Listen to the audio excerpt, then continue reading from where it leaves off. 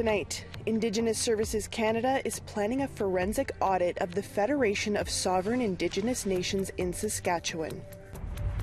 It was something that I needed to see, something that everybody needs to see. The Métis Nation of Alberta held a private viewing for an upcoming documentary about the deaths of 2 Métis hunters who were shot to death in Alberta. And the Arctic Winter Games came to an end in Alaska.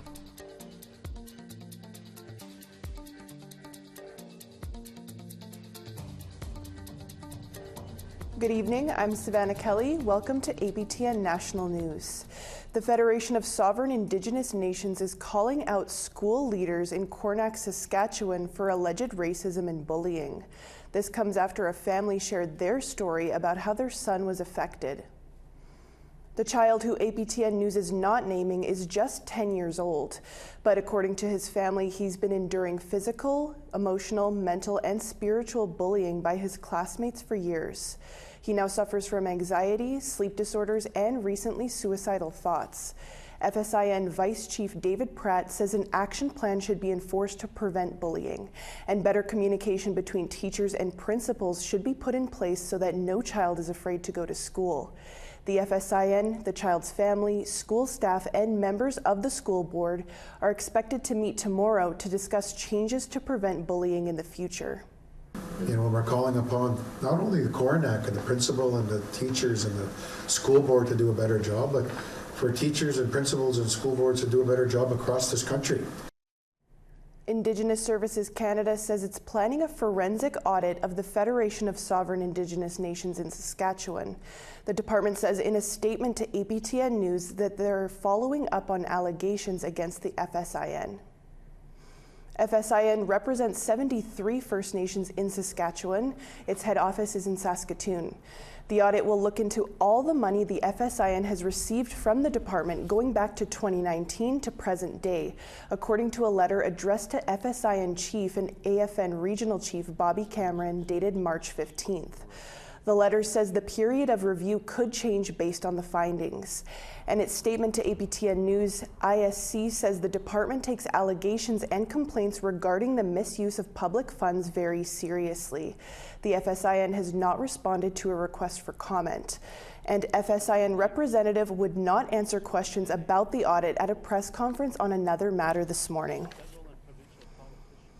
In November, the Supreme Court of Canada struck down the province of Quebec's jurisdictional challenge of Bill C-92.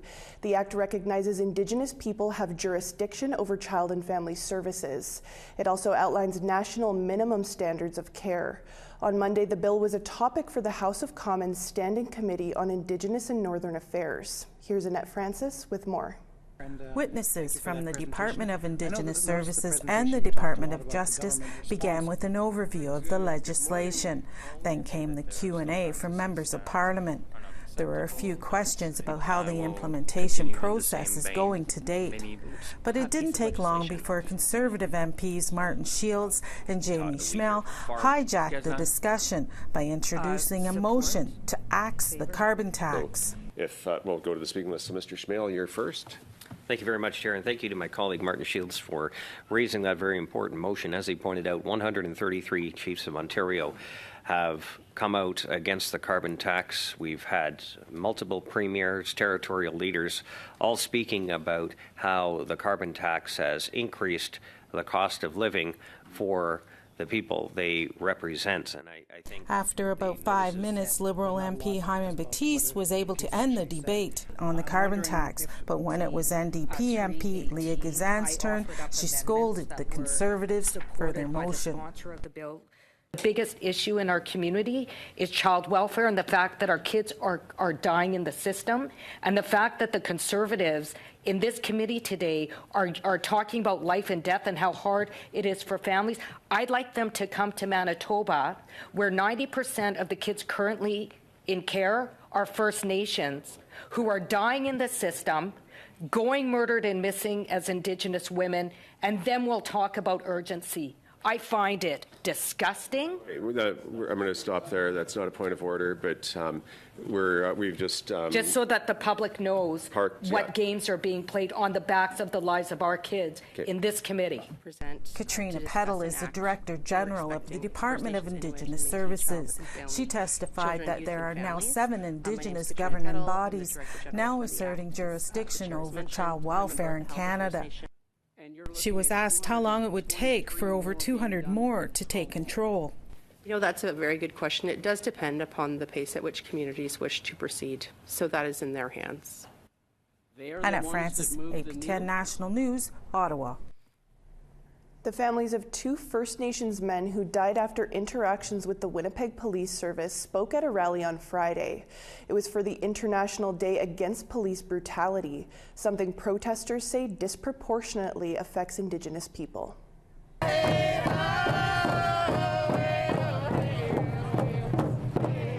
Protesters called for a stop to police brutality. The event was organized by police abolitionist group Winnipeg Police Cause Harm. They want the police service's $333 million budget to be shrunk and diverted to affordable housing, safe consumption sites, and non-police crisis response. At least 6 people have died after interactions with Winnipeg police since October 2023. James Wood and Elias Whitehead are 2 of them. Whitehead's partner Jody Beardy says she may never fully heal from his death.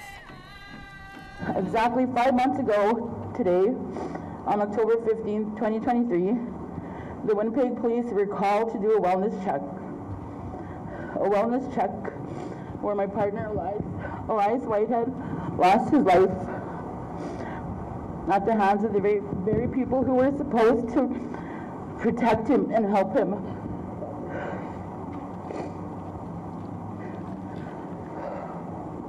This loss has left me broken, angry, and searching for answers.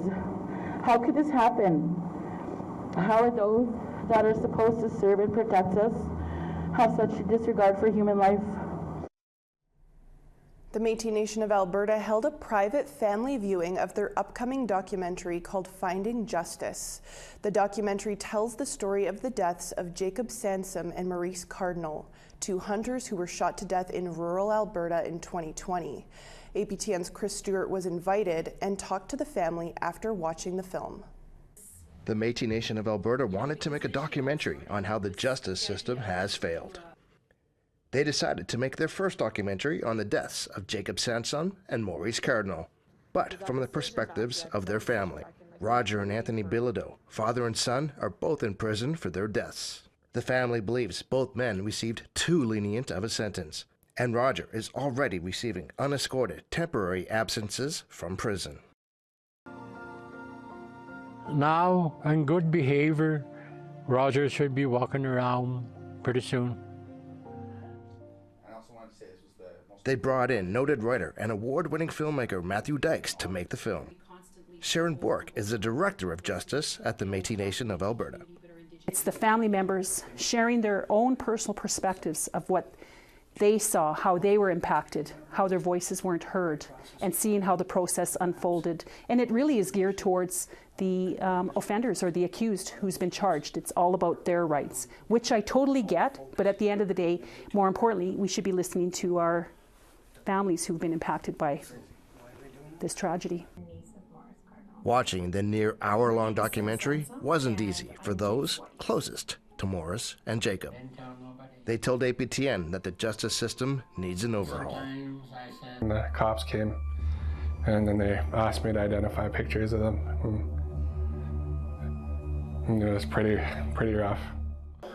I really liked it. I enjoyed the idea that we had a lot of information that should be put out there about all this stuff, so we can make the changes and adjustments to our justice system to make it right. I was a little bit angry. I was a little bit sad because about the boys. And I was a little bit angry about the justice, the way it was handled. Ruby Smith was Jacob's mother and Morris's sister. She says the film didn't pull any punches.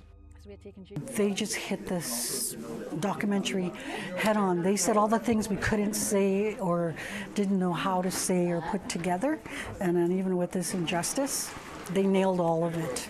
And what the family's going through, how everything, the whole court system dragged us to, put us through, they nailed it. Irene Forsyth was Maurice's sister and Jacob's aunt. This movie, the beginning, just brought the chills, made my hair stand up. It was something that I needed to see, something that everybody needs to see.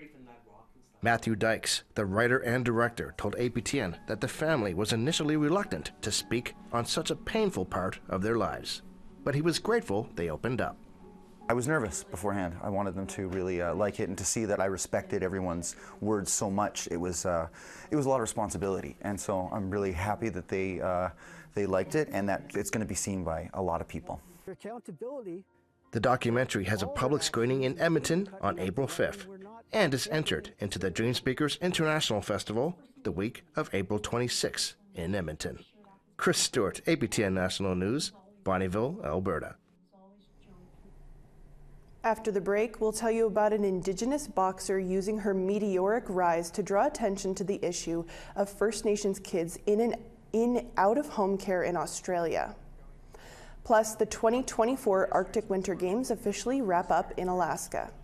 You always get those AWG blues after such a busy week filled with a bunch of people. So I'm reflecting on the amazing week I had and all of the awesome people that I met.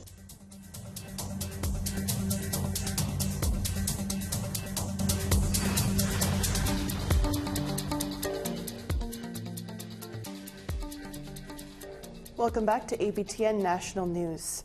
Today at a press conference in Winnipeg, it was announced that the Manitoba Indigenous Summer Games will return to in-person format next year. The past two games were affected by the COVID-19 pandemic.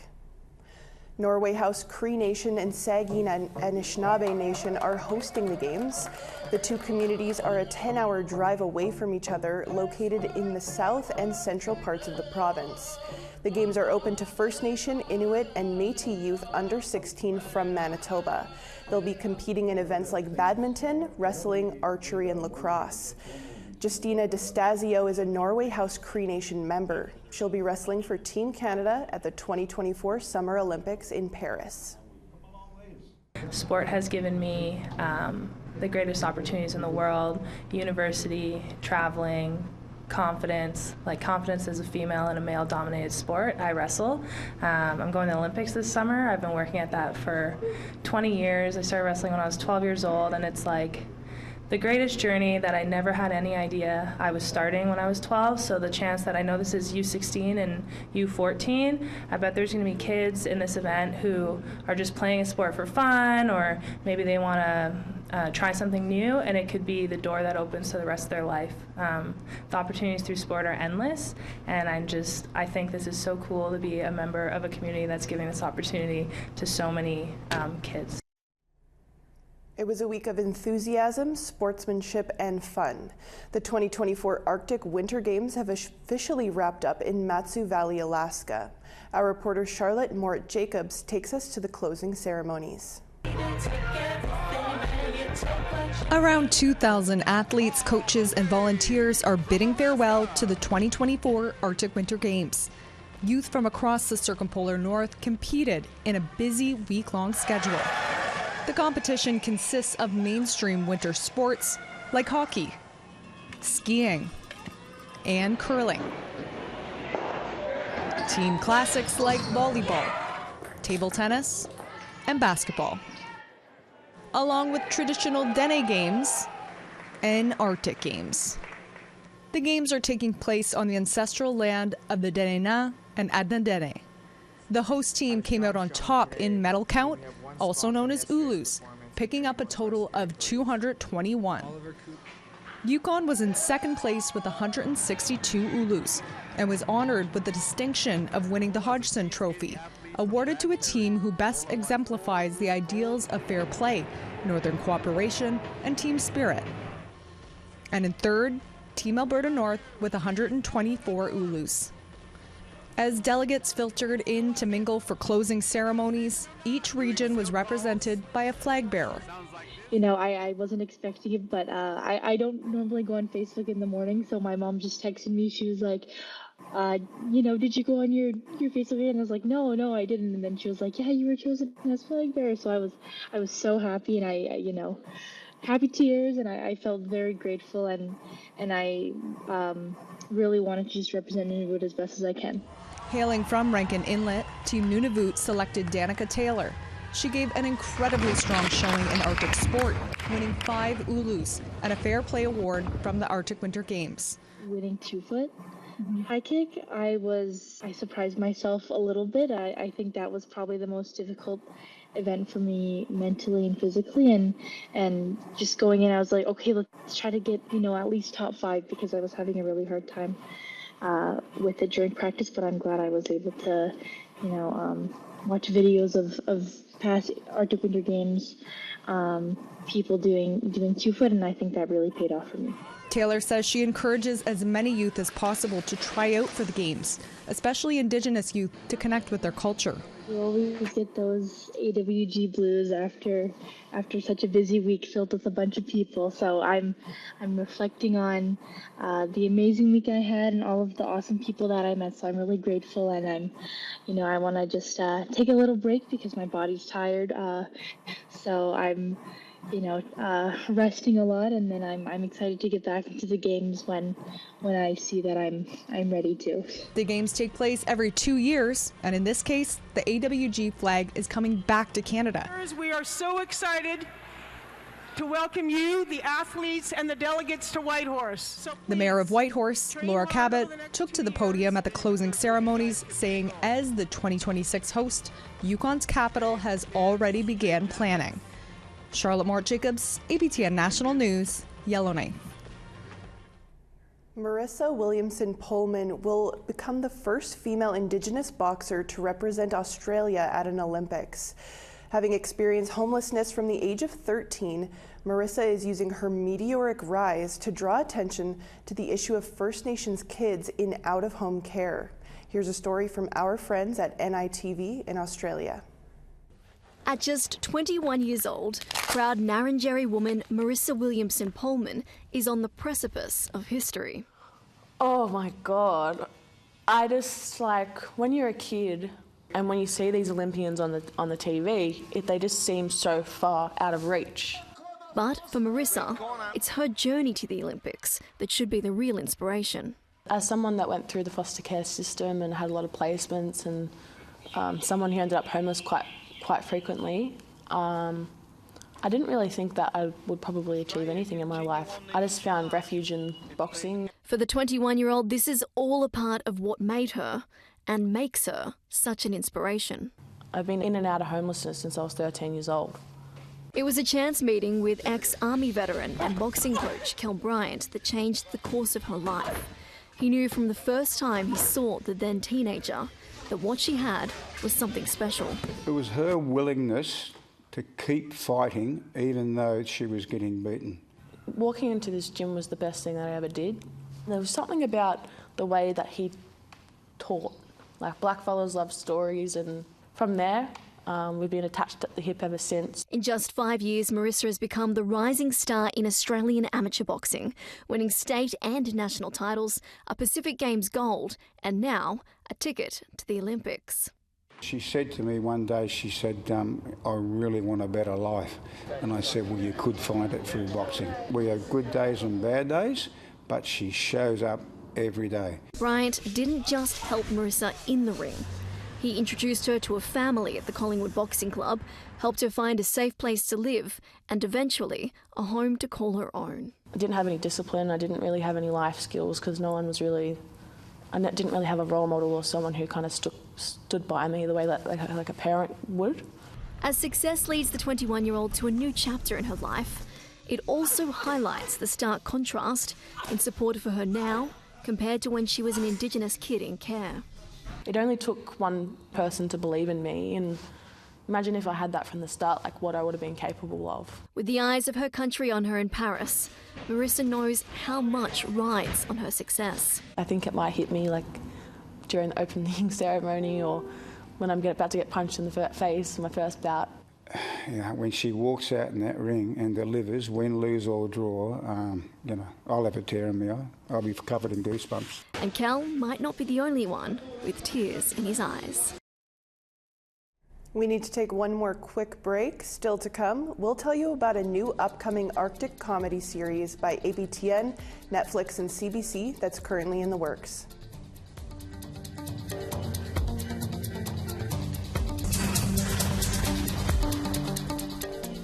Welcome back. Time now for our photo of the day. During an evening stroll in Winnipeg, Manitoba, Rose Fontaine thought to grab a picture of her view and share it with all of us. Thanks, Rose, for that beautiful sunset. You can email your pictures to share@aptn.ca for the chance to be our next photo of the day. Now let's take a look at tomorrow's weather forecast. Starting off on the East Coast, 7 degrees and rain for Halifax, snowy and 3 degrees for St. John's. Nain, 0 degrees and snow there, Kuujjuaq, -3. Val-d'Or, snowy and -3, Quebec City, 0 degrees. Sarnia, snowy and 3 degrees, North Bay, 0 degrees. Timmins, -2, Big Trout Lake, flurries and -9. Churchill, -22 and flurries there, Thompson, -15. Gimli, snowy and 6 degrees, Barons River, +1. Regina, -2, mix of sun and cloud there, Swift Current, 0 degrees. Stony Rapids, -17, Buffalo Narrows, -11. Snowy and -6 for High Level, Fort McMurray, -7. Red Deer, mostly cloudy and 1 degree, snowy and 0 degrees for Edmonton. Vancouver, +14, and Bella Coola, mostly cloudy, 17 degrees. Fort Nelson, snowy and -3, Smithers, +12. Beaver Creek, 2 degrees and sunshine there, snowy and -13 for Old Crow. Watis, sunshine and -20, Fort Simpson, -9. Paulatuck, sunshine and -24, and Nuvik, -18. Baker Lake, flurries and -27, now yet mostly sunny and -21. Arctic Bay, -23 there, and Iqaluit, -17 and sun.